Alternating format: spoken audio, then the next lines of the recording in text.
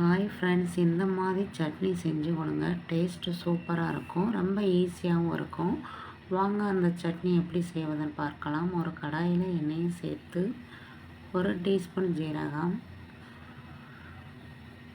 1 teaspoon மல்லி, காரத்திற்கேற்ப பச்சை மிளகாய்,